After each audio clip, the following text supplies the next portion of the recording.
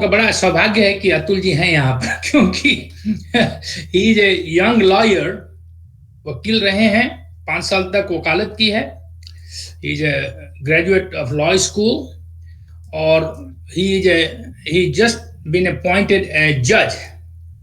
तो he is the right person to tell us कि हमारे जो छोटे छोटे झगड़े होते हैं उसका निदान कैसे किया जाए बिना कोर्ट कचहरी जाए हुए, या अगर कोर्ट कचहरी जाना हुआ तो उसमें थोड़ी सहायता कैसे मिल सकती है। तो एक जज के मुंह से ये सुनना, ये बहुत बड़ी बात है और बहुत अच्छा लग रहा है हमको उनका स्वागत करते हुए। तो अतुल जी, आपका बहुत बहुत स्वागत है। Thank you so much for coming. आप म्यूट पर हैं, शायद आपकी आवाज़ सुनाई नहीं दे रही मुझे, कोई बात नहीं। Thank you sir. हाँ, thank you for the introduction. तो सर, आज का जो टॉपिक है हमारा, मैं 1 मिनट अतुल जी, 1 मिनट में जरा दूसरों का परिचय करा दूं। तो अभी हमारे बीच दूसरे लोग हैं, कई लोगों को आप जानते हैं, अखिल तिवारी जी हैं, ये यहाँ न्यू जर्सी में ही रहते हैं, अमेरिका में, हम लोगों के बगल में रहते हैं। शिव कुमार जी अभी 4 धाम की यात्रा पर हैं तो यहाँ नहीं है। बाकी हमारे स्टूडेंट्स हैं सबके सब, ये आंचल और खुशबू और हर्ष और अंजना, रंजन जी हमारे एक्सपर्ट हैं एग्रो एग्रो ग्रुप के। तो ये सब लोग हमारे यहाँ आते रहते हैं यहाँ पर। तो मुझे बड़ी खुशी है। अतुल जी, अब आप शुरू करें and will go from there. Sir, पहले तो सभी को नमस्कार मेरी ओर से। एंड आज का जो हमारा टॉपिक है, लोकल लेवल पे क्या लीगल प्रोसेसेस होती हैं, किस प्रकार से हम कानूनी व्यवस्था का उपयोग कर सकते हैं बिना कोर्ट जाए हुए, क्या हमारे राइट्स हैं, कौन से ऐसे लोग हैं, कौन सी ऐसी पोस्ट्स हैं जो कि हमें एंड छोटे ग्रास रूट लेवल पे, विलेज लेवल पे, तालुका लेवल पे, जिला लेवल पे जो लोगों की सहायता कर सकते हैं न्याय पाने में। तो सबसे पहले तो सर फिर मैं इस इंट्रोडक्शन से शुरू करना चाहता हूँ कि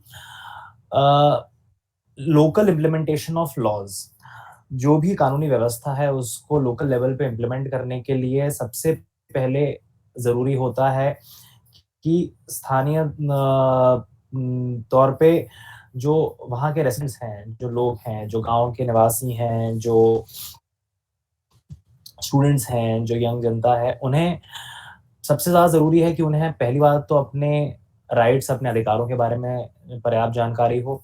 दूसरी बात, उन्हें ये मालूम होना चाहिए कि कौन से ऐसे ऑफिशियल्स हैं या कौन सी ऐसी अथॉरिटी है जो उन्हें हेल्प कर सकती हैं। सबसे पहले तो फिर हम अगर एक स्थानीय स्तर पे न्याय व्यवस्था में कौन-कौन महत्वपूर्ण होते हैं, अगर हम सबसे पहले ये सवाल पे हम गौर करें, तो देखिए, लोकल लेवल से हम अगर एक हमारा इंडिया जिस तरह से डिवाइडेड है, पूरा देश है, फिर स्टेट है, फिर डिस्ट्रिक्ट्स हैं, फिर tehsil, taluka and point of contact किसी व्यक्ति के लिए रहेगा उस गांव की पंचायत। पंचायत जो एक इलेक्टेड बॉडी रहती है, ग्राम पंचायत हो या जनपद पंचायत हो या जिला पंचायत हो, वो डायरेक्टली आपके लोकल लेवल से इलेक्टेड लोग होते हैं। तो फर्स्ट पॉइंट ऑफ कांटेक्ट तो आपका हुआ आपकी ग्राम पंचायत। दूसरा पॉइंट ऑफ कांटेक्ट हुआ आपका वो अथॉरिटीज जो लोकल लेवल पे एक्ट करती हैं, जैसे कि आपके पटवारी, रेवेन्यू इंस्पेक्टर्स हो गए, तहसीलदार हो गए, एसडीओ, एसडीएम एंड जिला स्तर पे कलेक्टर्स। फिर आती हैं हमारी पुलिस, कोर्ट्स, जाहिर सी कोर्ट्स तो हैं ही आपके सारे राइट्स को प्रोटेक्ट करने के लिए, और वो कोर्ट्स भी डिस्ट्रिक्ट लेवल, तहसील लेवल तक भी आजकल हैं। एंड मैं आगे और इस पे बिल्ड करूंगा कैसे अब ग्रामीण स्तर तक कोर्ट्स की रीच बढ़ाई गई है। फिर एक और इम्पोर्टेंट लोग होते हैं जिनके बारे में लोगों को अक्सर जानकारी नहीं होती, वो होते हैं लीगल एड ऑफिसर्स। एक लीगल सर्विस अथॉरिटी बनाई गई है राष्ट्रीय स्तर पर भी, नेशनल लेवल पर, फिर स्टेट लेवल पर और फिर डिस्ट्रिक्ट लेवल के पर, और फिर उसके बाद नीचे तहसील लेवल पर। इसके अंडर कई लीगल एड ऑफिसर्स अपॉइंट किए गए हैं, जिनको यही ड्यूटी दी गई है सरकार द्वारा कि वो जनता को उनके तक लॉ की रीच बढ़ाएं, एंड विदाउट कोई व्यक्ति बिना फ्री ऑफ कॉस्ट कैसे न्याय पा सकता है, उसमें उसकी हेल्प करें। साथ ही साथ इन्हीं लीगल एड ऑफिसर्स के साथ एक और अपॉइंट किए जाते हैं पैरा लीगल वॉलंटियर्स। ये भी तहसील लेवल जो लीगल एड कमेटी रहती है उसके साथ अपॉइंटेड रहते हैं। तो ये जो पैरालीगल्स हैं, पैरालीगल वॉलंटियर्स हैं, ये आपके ग्राउंड लेवल पर उस विलेज के लोकल लोगों को ही अपॉइंट किया जाता है। तो ये आपका सबसे क्विक पॉइंट ऑफ कांटेक्ट रहेगा किसी भी व्यक्ति के लिए जो उसको कोई भी समस्या है, उसको छोटा मोटा उसका झगड़ा है, या कोई उसका सिविल डिस्प्यूट है, कोई उसके राइट कुछ उसको कोई भी चीज जमीन के बंटवारे से लेकर उसके जमीन के सीमांकन, अगर उसको अपनी जमीन की बाउंड्रीज करानी है, सीमांकन कराना है, या अगर दो लोगों के बीच में किसी चीज को लेकर कोई विवाद है, या अगर वो व्यक्ति कोर्ट जाना चाहता है, या ऐसी कोई प्रोसेस है जिसके लिए उसको कोर्ट या रेवेन्यू अथॉरिटी के पास जाना है, तो वो कैसे जा सकता है, उसके लिए ये लोग आपको असिस्ट करने के लिए अपॉइंट किए गए हैं। तो अगर हम बात करें सबसे पहले कि लोकल लेवल पर मतलब कानूनी सहायता प्राप्त करने के लिए क्या जानकारी होनी चाहिए, अगर हम इस पे बात करें, तो सबसे पहले तो हर व्यक्ति को अपने अधिकारों के बारे में जानकारी होना बहुत आवश्यक है। अब अधिकार इतना ब्रॉड है कि उसके लिए एक वेबिनार में हर चीज कवर नहीं की जा सकती, बट अगर हम बेसिक लेवल पे बात करें तो अब हर व्यक्ति को के जो राइट्स हैं, उसकी जमीन पे, उसकी प्रॉपर्टी पे, इसकी प्रोटेक्शन के लिए, और इसकी प्रोटेक्शन वो किस प्रकार से कर सकता है, ये जानकारी होना बहुत जरूरी है। और आजकल यही स्टेट लीगल सर्विस अथॉरिटी और डिस्ट्रिक्ट लीगल सर्विस अथॉरिटी इस तरफ काफी पॉजिटिवली काम कर रही है। एक लीगल कुछ समय पहले अभी 75th हमारा आज़ादी का अमृत महोत्सव मनाया गया था इंडिया में पिछले साल। तो नेशनल लेवल पे नेशनल लीगल सर्विस अथॉरिटी द्वारा पूरे देश में गांव-गांव जाकर लीगल लिटरेसी के लिए कैंप्स लगाए गए थे, ताकि लोग आए, अपनी प्रॉब्लम्स शेयर करें। ये जो डिस्ट्रिक्ट लेवल पे जो सिविल जजेस एंड डिस्ट्रिक्ट जजेस अपॉइंटेड हैं, जो न्यायपालिका के लोग हैं, उन्हीं के द्वारा ये किया गया था। तो इस प्रकार के कॉन्स्टेंटली अलग-अलग पॉलिसीज आती रहती हैं और अलग-अलग स्कीम्स रहती हैं, जो एक लोकल लेवल पर इंसान को, वहाँ के व्यक्ति को उसके राइट्स को और उसकी प्रॉब्लम्स को से एजुकेट करें। तो अगर आप कानूनी सहायता प्राप्त करने के लिए क्या जानकारी होनी चाहिए, अगर हम इस पे बात करें, तो सबसे पहले तो, और साथ ही इसमें वो कम खर्चे में या विदाउट कॉस्ट किस प्रकार से अपनी कानूनी सहायता प्राप्त कर सकता है, तो उसमें मैं वापस आऊंगा कि सबसे इम्पोर्टेंट अथॉरिटी आज की डेट में यही लीगल सर्विस अथॉरिटी है। तहसील लेवल पर अगर मैं ग्रास रूट लेवल की बात करूं, तहसील, तालुका या विलेज लेवल पर, तो वहां पर तहसील लीगल सर्विस कमेटी बनी गई है, जैसे मैंने अभी कुछ समय पहले बोला। उसका चेयरपर्सन वहां उस एरिया का जो सबसे सीनियर मोस्ट सिविल जज होगा या डिस्ट्रिक्ट जज होगा, वो रहेगा। सो उनकी जिम्मेदारी है कि वो उस लेवल पर free of cost legal services and legal aid वहां के सभी लोगों को पहुंचाएं।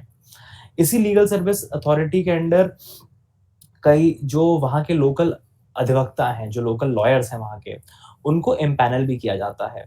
तो उन इम्पैनल्ड एडवोकेट्स का भी यही काम होता है कि वो ग्रामीण लोगों के साथ एंड लोकल लेवल पे लोगों के साथ मिलें एंड उनकी समस्याओं को, उनके कोई केसेस हैं, उनके कोई विवाद हैं, तो उनको कैसे वो कोर्ट तक लाएं एंड विदाउट कॉस्ट। इसका मेन उद्देश्य वही है कि व्यक्ति अपने राइट्स को प्रोटेक्ट कर पाए, और अगर उसको कोर्ट जाने की जरूरत भी पड़ रही है या अगर उसको कहीं और किसी और गवर्नमेंट ऑफिस में जाने की जरूरत पड़ रही है तो उसको खर्चा ना करना पड़े। जो जितना नॉमिनल खर्चा सरकार को फीस के तौर पे करना है बस वही, लेकिन वकील, आप जैसे वकील, मिडिलमैन, इनके जो खर्चे होते हैं जो कि बहुत ज्यादा होते हैं, जो एक कॉमन मैन कई बार अफोर्ड नहीं कर सकता, तो उसके लिए ऐसे इम्पैनल्ड एडवोकेट्स को हायर किया गया है। साथ ही साथ जैसे मैंने कुछ समय पहले कहा, पैरालीगल वॉलंटियर्स। अब पैरालीगल वॉलंटियर्स कौन होते हैं? पैरालीगल वॉलंटियर्स लोकल व्यक्ति होता है, जैसे गांव का व्यक्ति। अब कोई भी आप गांव ले लें, वहां पर जरूर उस गांव में से कोई ना कोई एटलीस्ट एक व्यक्ति कोई पैरालीगल वॉलंटियर होगा, या कई बार ऐसा होता है कि एक ग्रुप ऑफ विलेजेस में से किसी एक व्यक्ति को पैरालीगल वॉलंटियर बना दिया जाता है। ये वहाँ के लोकल्स रहते हैं जो ट्रेन रहते हैं, जिन्हें लीगल सर्विस अथॉरिटी द्वारा, डीएलएसए द्वारा ट्रेन किया जाता है। इनको अप्रोच कर सकता है कोई भी व्यक्ति, और अगर किसी व्यक्ति को ये नहीं मालूम कि वहाँ का पैरालीगल वॉलंटियर कौन है, तो इस केस के लिए वो वहाँ के जो लोकल पुलिस चौकी है या स्थानीय पंचायत है, उनके पास इन सब लोगों का पॉइंट ऑफ कॉन्टैक्ट रहता है। तो आप ऐसे उन पंचायत या लोकल पुलिस के पास जा सकते हैं, जो कि आपको वहाँ के पैरालीगल वॉलंटियर से कॉन्टैक्ट में लाएंगे, जो आपको आगे आपकी समस्या का समाधान करने के लिए आपकी हेल्प करेंगे। जैसे फॉर एग्जांपल अगर मैं कहूँ, एक बहुत कॉमन डिस्प्यूट है गांव या तहसील लेवल पे कि भाई जमीन का डिस्प्यूट। अब दो व्यक्ति हैं, उनके खेत आजू बाजू हैं।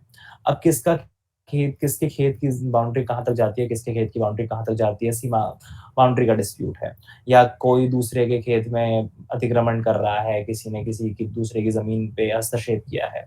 ऐसे में छोटे छोटे झगड़े होते हैं, बट अक्सर इन झगड़ों का सही से निराकरण ना किया जाए तो फिर यही झगड़े फिर आगे जाकर फिर वायलेंस में भी कई बार तब्दील हो जाते हैं। कई बार फिर ये झगड़े फिर बाकी बढ़ जाते हैं। तो इनको अगर ऐसी कोई इश्यूज हैं, तो आप जैसे इन्हीं पैरालीगल वॉलंटियर्स को आप अप्रोच करेंगे तो वो आपको सही रास्ता बताएंगे कि आपको कौन से किस अथॉरिटी के पास जाना है, क्योंकि एट द एंड आपको किसी ना किसी गवर्नमेंट ऑफिशियल या कोर्ट जाने की कई बार जरूरत पड़ेगी, क्योंकि जो आपके राइट्स हैं या कोई ऐसी आप कोई डिमार्केशन की प्रोसीडिंग ही है, तो वो लोकल आप आपस में तो कर नहीं सकते हैं। तो कानूनी व्यवस्था को आप किस प्रकार से अप्रोच कर सकते हैं विदाउट कॉस्ट या विद मिनिमल कॉस्ट, एंड किस प्रकार से आपके राइट्स को प्रोटेक्ट किया जा सकता है, इसके लिए ये पैरालीगल वॉलंटियर्स आपके लिए सबसे फर्स्ट पॉइंट ऑफ कॉन्टैक्ट रहेगा। इन लोग को एक बेसिक लीगल नॉलेज भी होती है, कानून का एक बेसिक ज्ञान होता है, और इनका काम यही है कि ये ग्रामीण लोगों को, लोकल लोगों को गवर्नमेंट अथॉरिटी से के बीच में पॉइंट ऑफ कॉन्टैक्ट का काम करते हैं, ये दोनों को मिलाने का।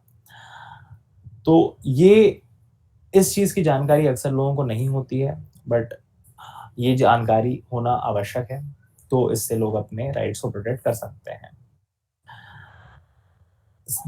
जहां तक बात है कम कॉस्ट पर लीगल एड की, तो वापस उसी पे आएंगे कि ये जो पैरालीगल वॉलंटियर्स और एम्पैनल्ड एडवोकेट्स के बारे में आपको बता रहा हूँ, ये आपसे पैसे नहीं ले सकते।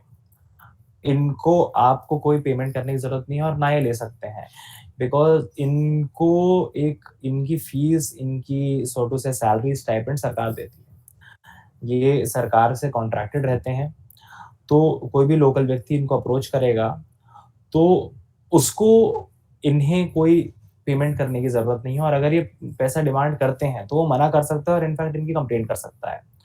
कंप्लेंट करने के लिए ये जो वहाँ की लोकल विधिक सहायता केंद्र होगा, हर जिले में हर तहसील लेवल पे एक विधिक सहायता केंद्र बनाया जाता है, लीगल सर्विस अथॉरिटी का एक ऑफिस रहता है, आप उनको अप्रोच कर सकते हैं। और अगर कोई भी ऐसा पैरालीगल वॉलंटियर या एम्पैनल्ड एडवोकेट आपसे पैसे मांग रहा है तो आप उसकी कंप्लेंट कर सकते हैं, एंड डेफिनेटली वहाँ पर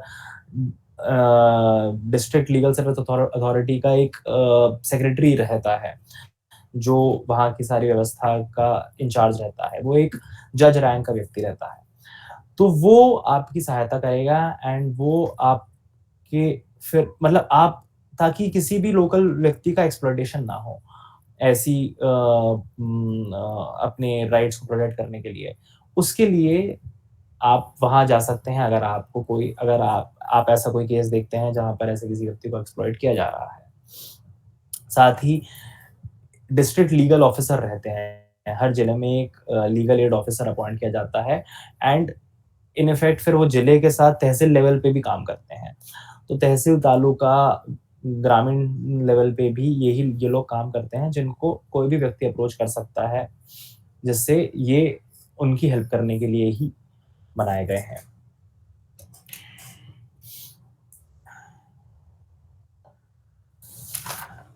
फिर अगर हम पंचायत की बात करें, ग्रामीण स्तर पे पंचायत एक सबसे इम्पोर्टेंट बॉडी रहती है। पंचायत का क्या रोल है? अगर कई बार लोगों को पंचायत का रोल के बारे में उतनी जानकारी नहीं होती कि किस काम के लिए पंचायत को काम करती है। कई बार लोग पंचायत को कोर्ट से या सरकार से कंफ्यूज कर देते हैं। तो उसमें भी आपको इस नॉलेज की ज़रूरत है कि पंचायत कौन होती है। पंचायत आपकी ग्रामीण लेवल पे जो इलेक्टेड बॉडी है, आपकी ग्राम पंचायत है तो उसका प्रधान होगा या उप प्रधान होगा, या अगर आप फिर ऊपर जनपद लेवल पे जाएँ, तहसील लेवल पे जाएँ तो फिर वहाँ का एक चेयरपर्सन होगा। ये वहाँ की जो ग्राम पंचायत है, ये जो सरकार पॉलिसी बनाती है, उसको इम्प्लीमेंट किस तरह से करना है ग्रामीण लेवल पे, वो ये काम करते हैं। साथ ही साथ क्योंकि पंचायत यूजुअली पंचायत के जो लोग रहेंगे, वो जो सरपंच रहेगा या जो पंचायत रहेगी, वो वहाँ के लोकल लेवल के लोग रहते हैं, तो उनको वहाँ के लोकल्स को अच्छे से जानते हैं और वहाँ के कस्टम्स को, रूढ़ियों को, प्रथाओं को अच्छे से जानते हैं। तो अगर किन्हीं दो व्यक्तियों के बीच में विवाद होता है, तो हम कई बार देखते भी हैं कि वो पंचायत को अप्रोच कर सकते हैं एंड पंचायत ऐसे केस में एक मीडिएटर की तरह, मध्यस्थ की तरह काम करेगी। वो कोई आदेश नहीं पारित कर सकती, वो किसी को कोई ऑर्डर नहीं कर सकती कि नहीं आप ऐसा ही करो, बस वो दो भी लोगों के बीच में सुलह करा सकती है। और अगर सुलह से काम बन जाए तो बहुत ही अच्छी बात है, नहीं बनता है तो फिर आप कानूनी व्यवस्था का उपयोग कर सकते हैं एंड आप मनीष जी अपना फोन ऑफ कर लें। हाँ, ओके, फिर अगर थैंक यू। कोर्ट जाना पड़ रहा है या किसी और अथॉरिटी के पास जाना पड़ रहा है, तो वो फिर सेकंड स्टेप होता है। बट लोकल लेवल पे मध्यस्थता से अगर काम बन जाए, तो फिर ऐसे केस में ग्राम पंचायत, जिला पंचायत, जनपद पंचायत का एक इम्पोर्टेंट रोल रहता है। साथ ही में लोकल लेवल पे मीडिएटर्स को भी अपॉइंट किया गया है लीगल सर्विस अथॉरिटी द्वारा। मध्यस्थ के रूप में भी कई लोगों को अपॉइंट किया गया है। जैसे हम कई बार एक बहुत पॉपुलरली एक चीज सुनते हैं, लोक अदालत। तो लोक अदालत एक्चुअली क्या है? लोक अदालत यही है कि जो लोकल डिस्प्यूट्स हैं, उनको आपसी सहमति से किस तरह से निपटाया जा सके कि भाई कोर्ट में मुकदमा लड़ने की जरूरत ना पड़े। दो लोगों के बीच में कोई झगड़ा हो गया, छोटे मोटे विवाद हैं, तो उनको लोक अदालत के सामने वो व्यक्ति ले जा सकता है। मतलब अगर कोई विवाद हुआ है, अगर कोई केस भी दर्ज हुआ है, तो अगर उस केस का आपसी सहमति से निपटारा हो सकता है, तो फिर इन लोक अदालत के माध्यम से भी उसका निपटारा किया जा सकता है। ऐसे केस में हर महीने में या हर 2 महीने में एक बार एक नेशनल लेवल की लोक अदालत होती है, राष्ट्रीय लेवल पे, जो पूरे देश में उसी दिन होती है। तो कोई छोटे मोटे डिस्प्यूट हैं, कहीं किसी का कोई चेक बाउंस का डिस्प्यूट है, या कहीं किसी का बिल पेमेंट नहीं हुआ, या कहीं पैसे का लेन देन है छोटा मोटा, या किसी का थोड़ा बहुत झगड़ा ही हो गया, ऐसे केसेस को आपसी सहमति से निपटारा किया जाता है। तो इसमें लोक अदालत और पंचायत का एक महत्वपूर्ण रोल रहेगा। पंचायत सिर्फ मध्यस्थता कर सकती है, लोक अदालत कोर्ट का ही एक एक्सटेंशन रहता है। तो वो लोक अदालत में कोई भी निर्णय किया गया है अगर, तो वो एक फाइनल निर्णय रहता है। साथ ही आज की तारीख में नेशनल लीगल सर्विस अथॉरिटी और राष्ट्रीय लीगल सर्विस अथॉरिटी, उसके द्वारा मोबाइल कोर्ट्स भी लगाए जाते हैं। तो न्यायालय जो है वो खुद उठकर जिला लेवल पे, जनपद लेवल पे, विलेज लेवल पे जाती है। इनके दिन फिक्स रहते हैं, या हर व्यक्ति अपने गांव में या लोकल लेवल पे पता कर सकता है किस दिन लगने वाली है। तो उस जगह के जो लोकल डिस्प्यूट्स हैं, वो ऐसे मोबाइल कोर्ट में भी डिस्पोज ऑफ किया जा सकता है, निपटाया जा सकता है, ना कि उस व्यक्ति को कहीं दूर ट्रैवल करना पड़े, कहीं उसका गांव अगर जिला मुख्यालय से बहुत दूर है उसको वहां तक ना जाना पड़े। तो ऐसे मोबाइल कोर्ट्स भी लगते हैं जिनका भी आप जिनमें भी आप अपने डिस्प्यूट्स को, विवादों को निपटा सकते हैं। साथ में कई पॉलिसीज, कई schemes regularly state legal service authority या डिस्ट्रिक्ट लीगल सर्विस अथॉरिटी विधिक सहायता के लिए नई नई पॉलिसी और नई नई स्कीम्स आती रहती हैं। इनके बारे में जानकारी रखना भी हर व्यक्ति के लिए इम्पोर्टेंट है जो लोकल लेवल पे काम कर रहा है। और इस जानकारी के लिए फिर मैं दोबारा वही कहूंगा, ये जो पंचायत है, आपकी ग्राम पंचायत है, और जो पैरालीगल वॉलंटियर्स हैं, इन लोगों से अगर आप संपर्क बनाए रखें तो इनको हर पॉलिसी, हर स्कीम के बारे में जानकारी होती है, तो ये आपको एजुकेट कर सकते हैं, ये आप बता सकते हैं। और अगर किसी स्कीम का आपको फायदा मिलना चाहिए तो किस प्रकार से आप वो फायदा ले सकते हैं, ये भी वो इस तरफ भी वो आपको हेल्प कर सकते हैं, इस तरफ भी। साथ ही में एक ग्राम न्यायालय, विलेज कोर्ट भी बनाई गई है। ग्राम न्यायालय एक एक्ट लाया गया था जो नेशनल लेवल पे है। तो हर तहसील लेवल पे, ग्राम लेवल पे एक स्पेसिफिक कोड बनाई गई है जो कुछ स्पेसिफिक मामलों से डील करेगी। तो जो ये छोटे मोटे डिस्प्यूट्स होते हैं ये फिर ग्राम न्यायालय में भी किए जा सकते हैं। तो ये 3-4 प्रकार की ऐसी चीजें हैं, 3-4 प्रकार की ऐसी व्यवस्थाएं बनाई गई हैं जो लोकल लेवल पे आपको लॉज को इम्प्लीमेंटेशन के लिए एंड आपके उसके लिए आपकी हेल्प करने के लिए बनाई गई। अब अगर हम साथ ही में एक और टॉपिक अगर हम छुएं, जिसको महिलाओं के अधिकारों का संरक्षण, क्योंकि हम अक्सर देखते हैं कि ग्रामीण स्तर पे महिलाओं के लिए कई बार शिक्षा के अभाव की वजह से उनको कई बार अपने अधिकारों के बारे में जानकारी नहीं होती है, या उन कई बार अधिकारों का हनन होता है। ये इंडिया में प्रॉब्लम रही है, अभी भी है, थोड़ी धीरे सॉल्व हो रही है, लेकिन सबसे इम्पोर्टेंट उसके लिए एजुकेट करना है। तो सबसे पहले तो किसी भी महिला को, लड़की को अपने राइट्स के बारे में जानकारी होना सबसे आवश्यक है। तो अगर हम उसके बर्थ से लेकर आगे तक ट्रेस करें तो हर लेवल पे हर लड़की के पास कई अधिकार हैं जिसकी जानकारी जरूरी होती है। जैसे कि फॉर एग्जांपल कोई भी लड़की है तो उसको सबसे पहले तो एजुकेशन का राइट है, राइट टू एजुकेशन हम सुनते आए हैं। तो शिक्षा का अधिकार हर व्यक्ति का अधिकार है, एंड हर व्यक्ति का अधिकार है तो हर महिला का भी अधिकार है। तो उस प्रकार से आप 14 साल की उम्र तक हर व्यक्ति, हर बच्चा शिक्षा पाने का अधिकार है। और सिमिलरली यही उसके माता पिता की ड्यूटी भी है कि वो उसको 14 साल की उम्र तक रेगुलरली स्कूल भेजें, कोई उसको आप रोक नहीं सकते हैं। दूसरी बात है, हम देखते हैं कि कई बार विवाह बहुत छोटी उम्र में किया जा सकता है, तो उसको बाल विवाह कहते हैं। वो भी एक क्राइम है जो कि कई बार गाँव में नहीं पता होता है लोगों को। अब 18 साल की उम्र के पहले किसी भी लड़की का विवाह नहीं कराया जा सकता, और अगर कोई कराता है तो ये अपने आप में क्राइम है। इसको रिपोर्ट किया जा सकता है पुलिस को या डायरेक्ट कोर्ट को या पंचायत को, तो उनको भी इस बारे में एक्शन लेना उनकी ड्यूटी है। साथ में देखें तो दहेज एंड डोमेस्टिक वायलेंस और क्रूरता, ये चीजें लोकल लेवल पे बहुत प्रेवलेंट रहती हैं कई बार, क्योंकि शिक्षा का अभाव रहता है, लोगों को अपने राइट्स के बारे में जानकारी नहीं होती है। तो ये चीजें कई बार देखी जाती हैं कि ये प्रॉब्लम सही भी है।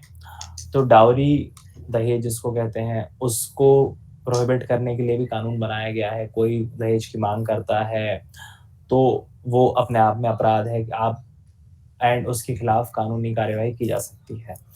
साथ में अगर हम घरेलू हिंसा की बात करें तो घरेलू हिंसा बहुत प्रकार की हो सकती है। वो फिजिकल हो सकती है, शारीरिक हो सकती है, मानसिक हो सकती है, पैसों को लेके हो सकती है। कोई पति पत्नी को पैसे नहीं देता है घर चलाने के लिए या उसका शोषण करता है किसी भी तरह से, उससे दहेज माँगता है। ये सब घरेलू हिंसा के अंदर आता है और ये सभी कुछ अपराध है। इसके खिलाफ एफआईआर भी की जा सकती है और डायरेक्ट कोर्ट भी आया जा सकता है। तो दोनों तरफ से आप अपने राइट्स को प्रोटेक्ट कर सकते हैं। कई कानून बनाए गए हैं महिलाओं के संरक्षण के लिए कि अगर किसी जैसे ईव टीजिंग है, कोई बंदा, कोई लड़का किसी लड़की को परेशान कर रहा है, पीछा कर रहा है या शादी करने के लिए फोर्स कर रहा है, तो ऐसे केसेस में ये सब भी अपराध 2013 के बाद से इन अपराधों को भी, ये भी अब काफ़ी सीरियस अपराध हो चुके हैं। तो इन केसेस में भी आप डायरेक्ट आपके जो लोकल लेवल पे लोग काम कर रहे हैं, पैरालीगल वॉलंटियर्स हैं, पंचायत है, आपके एम्पैनल्ड एडवोकेट्स हैं, उनसे आप कॉन्टैक्ट करें, पुलिस से कॉन्टैक्ट करें एंड आप अपने राइट्स को प्रोटेक्ट कर सकते हैं। साथ ही साथ महिलाओं के लिए लोकल लेवल, स्थानीय लेवल पे महिला बाल विकास जो विभाग है, जो स्टेट गवर्नमेंट का women and child welfare department है, वो भी स्थानीय स्तर पे काम करता है। कई प्रोटेक्शन ऑफिसर्स को अपॉइंट किया गया है जो कि ट्रेंड रहते हैं सरकार द्वारा एंड ये महिलाएं ही रहती हैं जिनको ट्रेन करके वहां पर पोस्ट किया जाता है, जो वहां की लोकल लेवल पे जो महिलाएं हैं उनके राइट्स को प्रोटेक्ट करें। कई बार देखा जाता है कि वही कोई लड़की है या कोई महिला है तो वो पुलिस के पास जाने से डरती है या वो कोर्ट जाने से डरती है, वकील के पास जाने से डरती है, उसको एक भय रहता है किसी आदमी से अपनी प्रॉब्लम शेयर करने का। तो ऐसे केस में ये जो महिला बाल विकास की प्रोटेक्शन ऑफिसर्स हैं, ये ज्यादा एक सो टू से एक सेफ स्पेस, एक सेफर एनवायरनमेंट बनाया गया है। आप इन अथॉरिटीज को अप्रोच कर सकते हैं जो आपको आगे हेल्प करेंगे आपकी प्रोटेक्शन के लिए।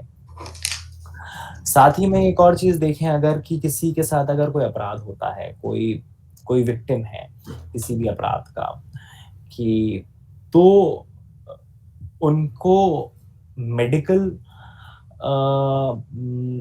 हेल्प के लिए, चिकित्सा, उनके इलाज के लिए पैसा, इलाज के लिए किसी प्रकार की मदद करने के लिए भी कई स्कीम्स बनाई गई हैं। यही जिला विधिक सहायता या स्टेट लीगल सर्विस अथॉरिटी द्वारा आप डायरेक्ट एप्लीकेशन दे सकते हैं इनको। किसी महिला के साथ, किसी व्यक्ति के साथ कुछ हुआ है ऐसा केस, तो वही आप अपने पैरालीगल वॉलंटियर्स, अपनी पंचायत के थ्रू जाकर ऐसी जगह पर आवेदन दे सकते हैं।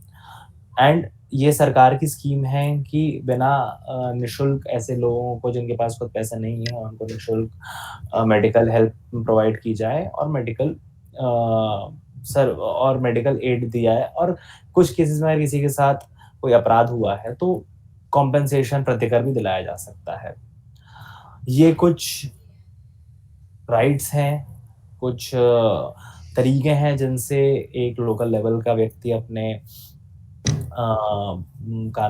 राइट्स को प्रोटेक्ट कर सकता है एंड लॉ का प्रोटेक्शन, कानून का संरक्षण कैसे वो प्राप्त कर सकता है। इसमें ये कुछ अथॉरिटीज हैं जो मैंने डिस्कस की, इनके थ्रू आप एक बेहतर, एक क्विकर रेजोल्यूशन कर सकते हैं, कर सकते हैं एंड आगे बढ़ सकते हैं।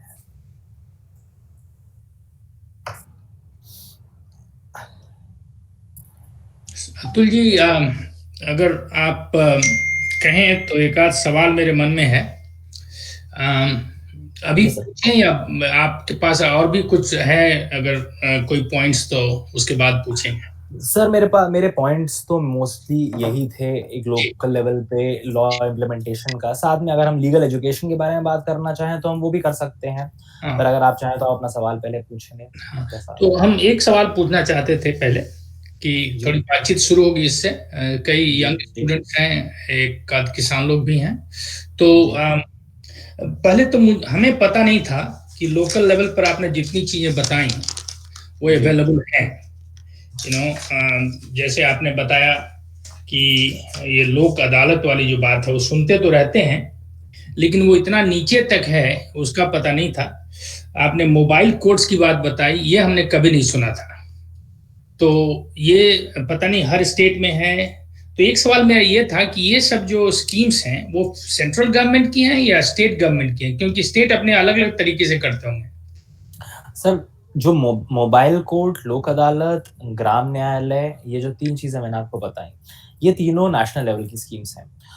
तो इनको, और ये पुरानी स्कीम्स है, मतलब ये नई स्कीम्स नहीं है, तो इनका इम्प्लीमेंटेशन अब ये जरूर हो सकता है कि हो सकता है कुछ कुछ जगहों पर इनका इम्प्लीमेंटेशन नहीं हुआ हो, बट मेजॉरिटी जगहों पर हुआ है। एटलीस्ट जैसे मध्य प्रदेश के बारे में बता सकता हूँ, तो ये स्कीम्स मेजॉरिटी विलेजेस में, तहसील्स में इम्प्लीमेंट की जाती है। अब जहाँ तक लोक अदालत है, लोक अदालत भी नेशनल स्कीम है। वो आप हर साल, मतलब हर महीने, सॉरी, एक लोक अदालत या हर 2 महीने में लोक अदालत जरूर लगती है। लोक अदालत ग्रामीण लेवल तक नहीं पहुंचती है, पर तहसील तक जरूर होती है। तो हर जो गांव का व्यक्ति है, वो अपनी जिस भी तहसील में उसका गांव आता है, वहां पर लोक अदालत जरूर उसकी रहेगी। नेशनल लोक अदालत भी रहेगी, फिर स्टेट लेवल की लोक अदालत के भी दिन अलग होते हैं। महीने में एक दिन जरूर आप ऐसी लोक अदालत रहेगी जिसमें वो जा सकते हैं। कोई ऐसे उनके मामले हैं जिनका निपटारा किया जा सकता है।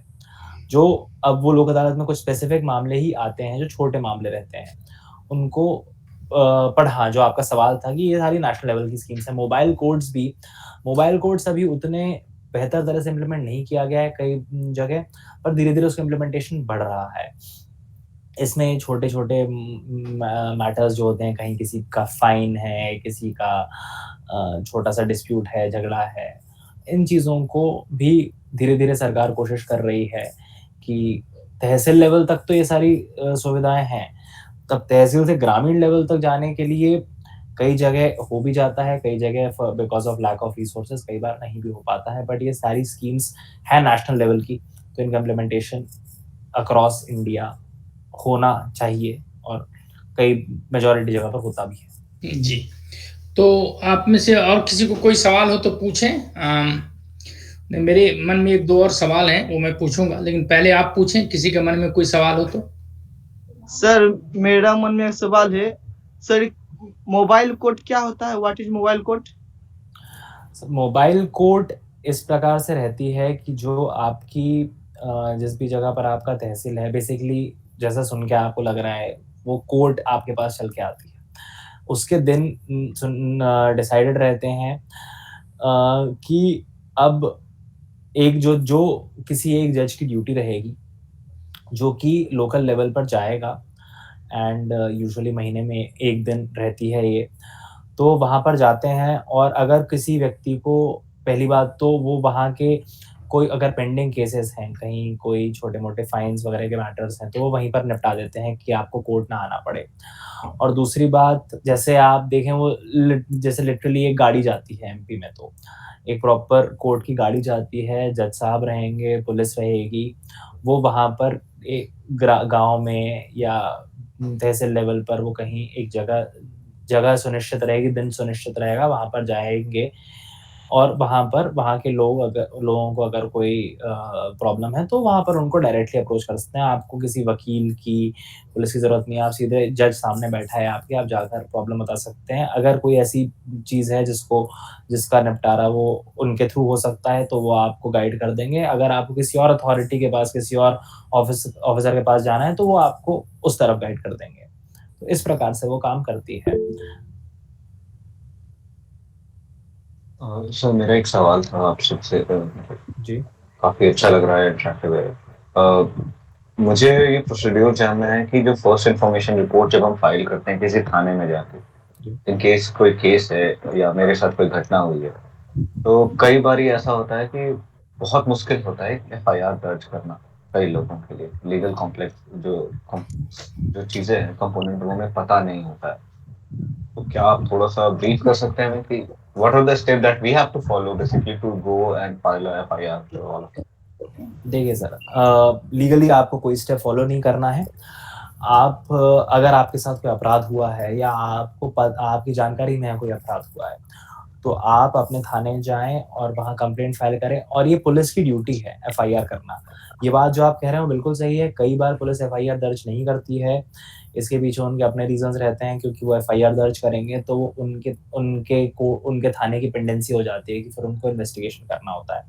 बट अगर आप राइट की बात करें तो सबसे पहले तो ये आपका राइट है। ऐसा कुछ नहीं है जो व्यक्ति को सुनिश्चित करना है कि भाई मुझे ये करना है तभी मेरी एफआईआर दर्ज होगी। आप जाएं थाने में, लिखित में कंप्लेंट दें या वर्बली कंप्लेंट दें। एफआईआर दर्ज करना उनकी जिम्मेदारी है। अगर वो नहीं करते हैं एफआईआर दर्ज, तो आपके पास क्या विकल्प है ये मैं आपको बताता हूँ। अगर नहीं होती है आपकी एफआईआर दर्ज, तो पहला विकल्प है कि आप सीधे जो एसपी है उसको लेटर लिख सकते हैं, या आज की डेट में एटलीस्ट मध्य प्रदेश में एक चीफ मिनिस्टर सीएम हेल्पलाइन होती है। मुझे नहीं पता आप कहाँ पर बेस्ड हैं Manish ji, but I guess हो सकता है ये शायद और स्टेट्स में भी हो। तो ऐसी हेल्पलाइंस के थ्रू भी अगर कोई अपनी कंप्लेंट करता है तो वो फिर सीधे पुलिस को वहां से हायर अथॉरिटी से ऑर्डर आता है कि वो एफआईआर दर्ज करें। तो एक तो आप एसपी के पास जा सकते हैं, दूसरा अगर सीएम हेल्पलाइन आपके स्टेट में है तो वहां जा सकते हैं। तीसरी बात, अगर इनमें से आप कोई भी रास्ते में अगर आपको प्रॉब्लम आ रही है, आप सीधे कोर्ट जा सकते हैं। आपके पास ये पूरा राइट है। धारा 200 सीआरपीसी के अंदर आप सीधे एक कंप्लेंट फाइल कर सकते हैं कोर्ट में। एक धारा 156 सीआरपीसी है जिसमें आप कोर्ट में एप्लीकेशन दे सकते हैं कि अगर आपकी एफआईआर दर्ज नहीं हुई है, कोर्ट आपको सुनेगा और कोर्ट ऑर्डर कर देगा कि एफआईआर दर्ज करें। तो ये 2-3 विकल्प हैं जो कि आप ध्यान में रखें, और अगर पुलिस एफआईआर दर्ज नहीं करती है तो डेफिनेटली इस डायरेक्शन में भी जाया जा सकता है। सर मेरा सवाल है एक।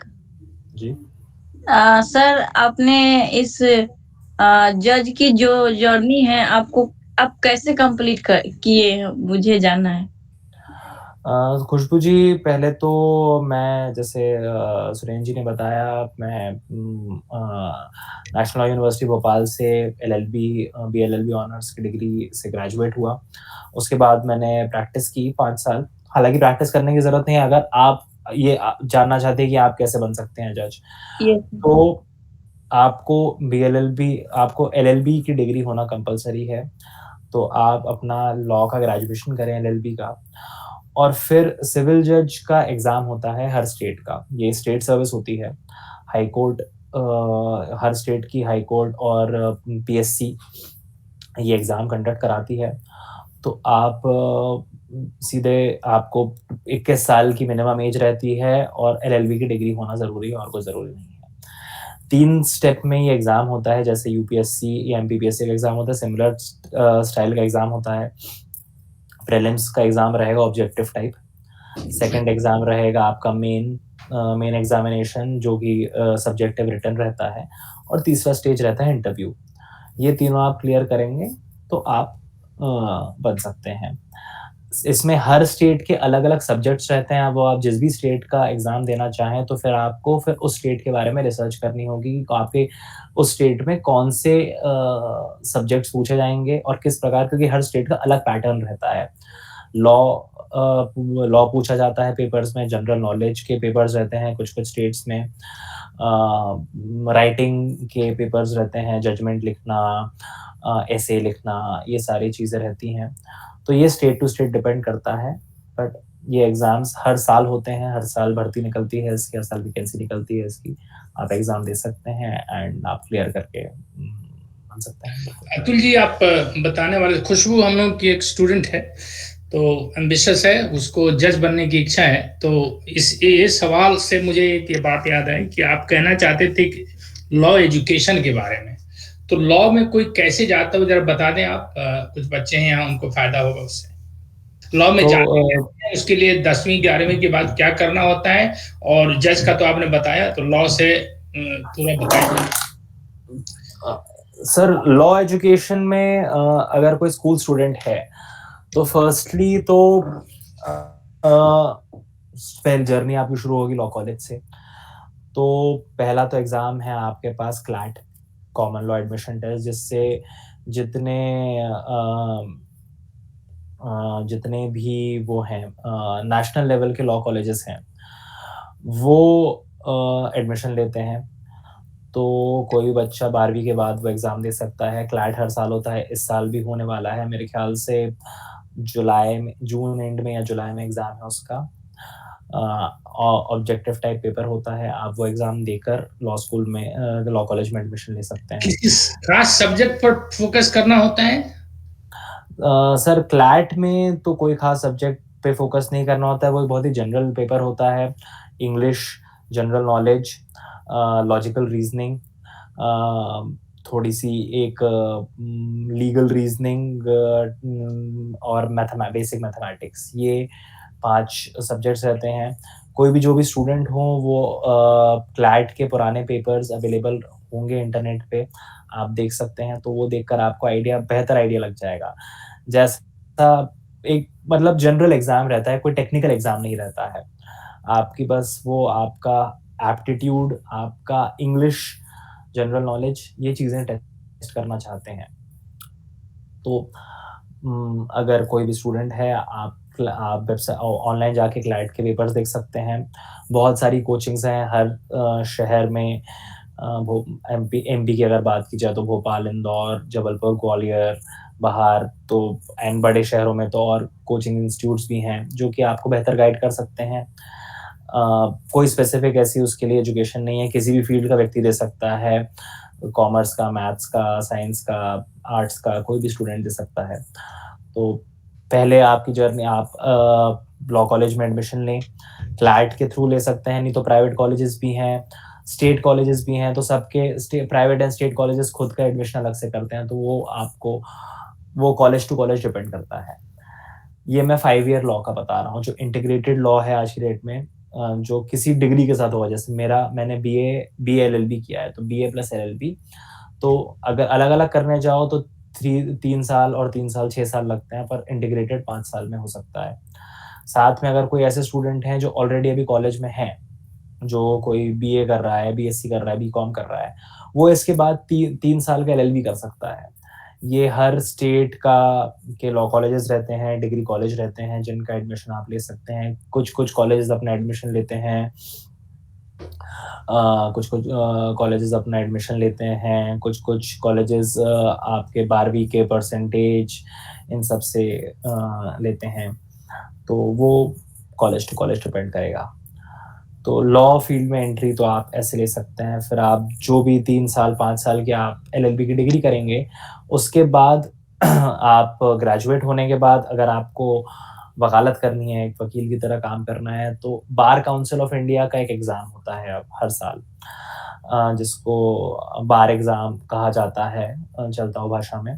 तो बार काउंसिल ऑफ इंडिया का एक एग्जामिनेशन होता है, ओपन बुक एग्ज़ाम होता है, वो हर साल होता है।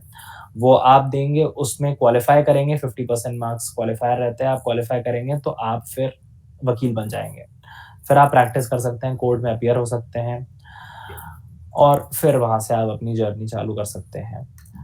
तो अब अगर किसी स्टूडेंट को कोई स्पेसिफिक क्वेश्चन हो, क्योंकि लॉ बहुत बड़ी फील्ड है, बहुत सारी फील्ड्स रहती हैं, कॉर्पोरेट लॉ है, कोई प्रैक्टिस कर सकता है, या कोई एग्जाम देना चाहे, जज का एग्जाम देना चाहे तो वो कर सकता है। तो अगर किसी के पास कोई स्पेसिफिक क्वेश्चन हो तो वो पूछ सकते हैं, वो तो मैं उस डायरेक्शन में आपको बता सकता हूँ। तो हम बताना चाहते थे कि हमने लॉ पर अतुल जी ही और एक दूसरी यंग स्टूडेंट थी, यंग लॉयर थी, उसने बहुत अच्छा पहले एक सेमिनार दिया था, तो हम वो भेज सकते हैं या दूसरा सेमिनार करवा सकते हैं अगर ज़्यादा स्टूडेंट्स को अच्छा लगे कि हमें वकील बनना है या जज बनना है तो किस तरीके से होता है। और जैसा अतुल जी बता रहे हैं कि वकालत का मतलब ये नहीं है कि आप जिला की कचहरी में या तहसील की कचहरी में ही जाए। आजकल लॉ के बड़ी ज़रूरतें हैं। दुनिया इतनी छोटी हो गई है कि एक देश से दूसरे देश का लॉ भी साथ साथ हो रहा है, इंटरनेशनल लॉ, इस तरीके की चीज़ें हैं। बड़ी बड़ी कंपनियों में कई लॉयर्स होते हैं। अगर आप बड़ी कंपनियों को देखें तो आप देखेंगे कि उसमें सैकड़ों क्या हजारों लॉयर्स होते हैं, बहुत बड़ा डिपार्टमेंट होता है। तो इस तरीके से लॉ की हर जगह ज़रूरत है, तो एक बहुत अच्छा फील्ड है। तो आप में से जो भी स्टूडेंट्स यहाँ हैं, अगर वो चाहें इसको आगे परस्यू करना या बनना, तो बताइएगा, तो हम दूसरा सेमिनार कर सकते हैं। अच्छा, थोड़ी देर में, कोई 15 मिनट में ये कॉल खत्म होगा, तो आपके जो भी सवाल हो पूछें। अगर जरूरत पड़ेगी तो हम दूसरे सेशन में जाएंगे, नहीं तो इसको इसी सेशन में खत्म करेंगे, लेकिन अभी 15 मिनट है, तो आपके जो भी सवाल हो पूछें।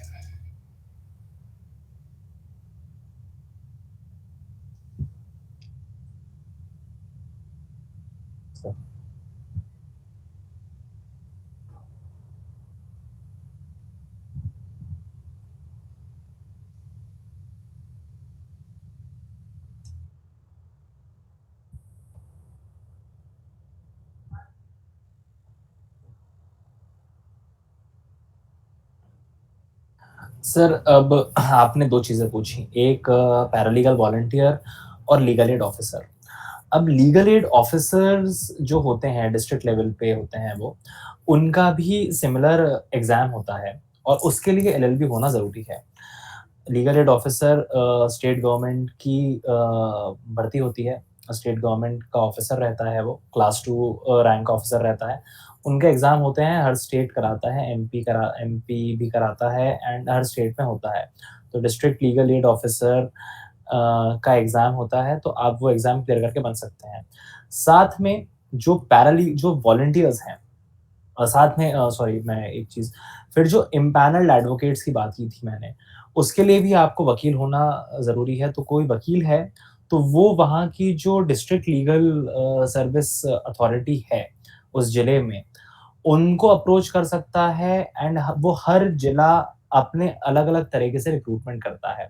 वो जो वहाँ के वकील हैं वो अपनी एप्लीकेशंस दे सकते हैं और उस प्रकार से वो एक पैनल बनाते हैं लॉयर्स का जो उनके साथ काम करते हैं। तो इन दो चीज़ों के लिए, लीगल एड ऑफिसर के लिए या इम्पैनल्ड एडवोकेट के लिए, आपको एलएलबी होना ज़रूरी है। पैरालीगल वॉलंटियर्स जो हैं, उसके लिए आपको लॉ की एजुकेशन ज़रूरी नहीं है, उसके लिए बस आपको बेसिक एजुकेशन की ज़रूरत है। कोई 12th पास व्यक्ति भी पैरालीगल वॉलंटियर बन सकता है, पर उनको वहाँ का जो लोकल लीगल सर्विस अथॉरिटी है, डिस्ट्रिक्ट लीगल सर्विस अथॉरिटी है, उनको वो अप्रोच करे, उनको कॉन्टैक्ट करे। जैसे मैंने बताया, हर लीगल सर्विस अथॉरिटी अपना रिक्रूटमेंट खुद मैनेज करती है, इस पे कोई स्टेट लेवल या नेशनल लेवल बॉडी का कंट्रोल नहीं रहता है। तो वो अथॉरिटी किस प्रकार से रिक्रूटमेंट कर रही है, वहाँ पर उनको कॉन्टैक्ट कर सकते हैं एंड वहाँ पता किया जा सकता है। एंड कोई किसी की भी बेसिक एजुकेशन ज़रूरी है, और उसके बाद अगर सिलेक्ट करते हैं वो, तो वो ट्रेनिंग फिर खुद देते हैं। तो ये इस प्रकार से आप ज्वाइन कर सकते हैं इसको।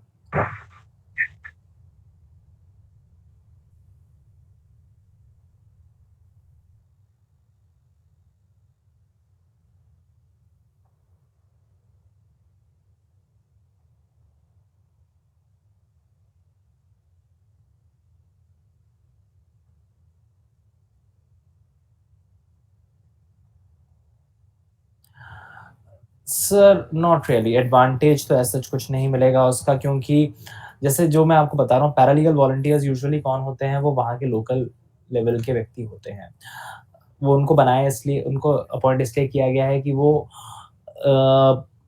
ग्रामीण स्तर पे जो वहाँ के लोग हैं उनकी हेल्प, उनको असिस्ट करें कि वो कि वो लॉ की हेल्प ले पाए एज अ करियर। कोई अगर करियर बनाना चाहता है तो it's not a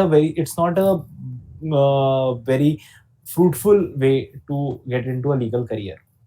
अगर कोई एलएलबी कर रहा है तो उसके लिए बेहतर होगा कि वो इंटर्नशिप्स करे, वो किसी वकील के साथ काम करे, वकील के साथ काम सीखे, वो इंटर्नशिप्स करे एंड वो एक्चुअली लॉ की पढ़ाई करे। क्योंकि जो पैरालीगल वॉलंटियर है वो वकील नहीं है, उसको लॉ का बहुत बेसिक ज्ञान है। पर कोई एलएलबी कर रहा है वो उसको एक बहुत डीपर ज्ञान रहता है और होगा, तो वो इंटर्नशिप्स करे। जब वो पढ़ाई कर रहा है, वकीलों के साथ काम करे, कोर्ट जाए, और जैसे जैसे उसकी एलएलबी कंप्लीट होती है उसके बाद वो अपने आप अपनी फील्ड चूज कर सकता है। वो प्रैक्टिस करना चाहे तो प्रैक्टिस कर सकता है, वो आगे अगर कोई एग्जाम देना चाहे तो वो कर सकता है। तो ये बेहतर एक फील्ड रहेगी उस। सर मेरा एक सवाल है, क्या लॉ का कॉलेज पटना में भी है? हाँ, पटना में है। पटना में नेशनल लॉ कॉलेज है, चाणक्य नेशनल लॉ यूनिवर्सिटी नाम से, काफी पुराना कॉलेज है। तो नेशनल लॉ कॉलेज भी है, और स्टेट कॉलेजेस तो बहुत सारे होंगे, स्टेट कॉलेज होगा, और प्राइवेट कॉलेजेस भी बहुत सारे होंगे। पटना तो बड़ा शहर है। सर एक और सवाल, लॉ का जो एग्जाम होता है क्या वही कॉलेज में होता है या बाहर जाना पड़ता है? लॉ का जो एग्जाम होता है, एंट्रेंस एग्जाम होता है, वो आप फॉर्म भरेंगे तो वो यूजुअली हर डिस्ट्रिक्ट में सेंटर्स होते हैं उसके। जैसे कोई भी आपका इंजीनियरिंग एंट्रेंस होता है ना, तो उसी प्रकार से किसी भी स्कूल्स में या सेंटर्स बना दिए जाते हैं। तो अब आप जहाँ पर भी रहते हैं, आपके आसपास का जो भी सेंटर होगा, आपको वहां जाना पड़ेगा। उस कॉलेज में नहीं जाना होगा जहाँ का आप एग्जाम दे रहे हैं। वो एक नेशनल लेवल का एग्जाम होता है, तो अलग अलग जगह पर उनके सेंटर्स होते हैं, आप वो सेंटर में जाके एग्जाम देंगे। अतुल सर, एक बहुत सीधी सी सवाल है आपसे।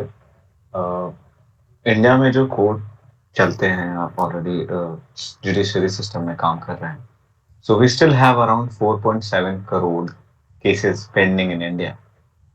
ये जो इंटरवेंशन आपका है, मोबाइल कोर्ट या बाकी सारी चीजें, तो आपको क्या लगता है कि हाउ वी कैन सी कि हम जल्दी से जल्दी जजमेंट दे पाए लोगों को, और कब तक ये रेशियो हम कम कर सकते हैं?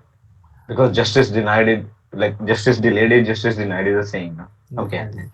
आप बिल्कुल सही बात कह रहे हैं, एंड ये एक प्रॉब्लम है इंडिया में। एंड इसी को ठीक करने के लिए आप देखेंगे तो कॉन्स्टेंटली गवर्नमेंट एंड कोर्ट्स नई नई स्कीम्स लाती रहती हैं। जैसे ये सारी स्कीम्स जो मैंने बताई, अब इनका इफेक्ट पड़ भी रहा है। धीरे धीरे पेंडेंसी का रेशियो कम हो रहा है, ये लोग ज़्यादा जजेस हायर कर रहे हैं। आज की डेट में हमारी पॉपुलेशन बहुत ज़्यादा है, ज़्यादा पॉपुलेशन होगी तो ज़्यादा केसेस हैं। एंड जुडिशरी का जो सिस्टम है वो ओवर स्ट्रेच्ड है। आप देखेंगे अगर किसी भी डिस्ट्रिक्ट लेवल पे जाएंगे तो हर जज के पास एक दिन में 100 केस लगते हैं। तो ये अब सरकार कोशिश कर रही है ज़्यादा से ज़्यादा जजेस को अपॉइंट करने की, एंड ऐसे इनिशिएटिव्स के साथ लोकल लेवल पे पेनिट्रेट करने की। साथ में अब जुडिशियल ऑफिसर्स पे भी हर चीज़ में नए नए जो कानून बनाए जा रहे हैं, हर चीज़ को टाइम बाउंड किया जा रहा है कि अब 6 महीने में निपटारा करना है, साल भर में, 2 साल में, 3 साल में। तो अब आप देखेंगे कि जैसे जैसे केसेस, अब आपको बहुत पुराने केसेस उतने नहीं मिलेंगे। उसको एक्टिवली कोशिश कर रही है हर लेवल पे कोर्ट एंड जुडिशियल ऑफिसर्स को क्विक रेजोल्यूशन की। बट आप जो कह रहे हैं, जाहिर सी बात है, उसमें टाइम लगेगा क्योंकि पेंडेंसी बहुत ज़्यादा है। एंड बट इस पे कॉन्स्टेंटली काम किया जा रहा है, एंड होपफुली एंड पॉजिटिवली इसका इफेक्ट भी दिखना चालू हुआ है, एंड आगे भी होता रहेगा, क्योंकि हमारी जितनी भी रिसोर्सेज हैं वो इसी तरफ डायरेक्टेड हैं, क्विक डिस्पोजल की तरफ। तो इसका नतीजा आई थिंक अगले 10 साल में चीज़ें काफ़ी बेहतर होंगी, क्योंकि जो पॉलिसी आज इम्प्लीमेंट करेंगे उसका एक 5 साल बाद असर देखने को मिलता है। तो ये सारी पॉलिसीज ऐसी हैं जो 10-15 साल से काम कर रही हैं, उनके असर अब दिखना चालू हुए हैं। एंड आई थिंक अगले 8 से 10 साल में एक काफ़ी पॉजिटिव इफेक्ट पड़ेगा सोसाइटी पे। तो अगले 3-4 मिनट में ये call legal knowledge for common man, ये कैसे एक्वायर हो सकता है? हमें कॉमन मैन को उतना लीगल का नॉलेज नहीं होता है जो कभी जरूरत पड़ सकता है, तो इसके बारे में कैसे नॉलेज हासिल किया जा सकता है? सर उसी के बारे में जब मैंने शुरू किया था, तो जो मैंने सारी अथॉरिटीज़ एंड जो लोगों के बारे में मैंने बताया, ये वही लोग हैं, वही अथॉरिटीज़ हैं जो लोकल लेवल पे काम करती हैं। तो इन्हीं के थ्रू लीगल नॉलेज एक्वायर किया जा सकता है। बाकी अगर कोई आम आदमी पढ़ना चाहे तो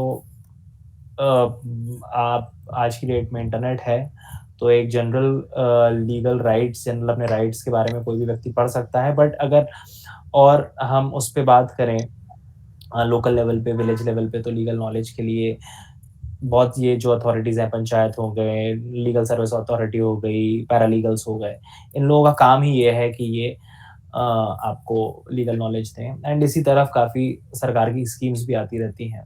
ऐसा करते हैं कि हम दूसरे सेशन में चलते हैं। ग्राम न्यायालय की बात कर रहे थे।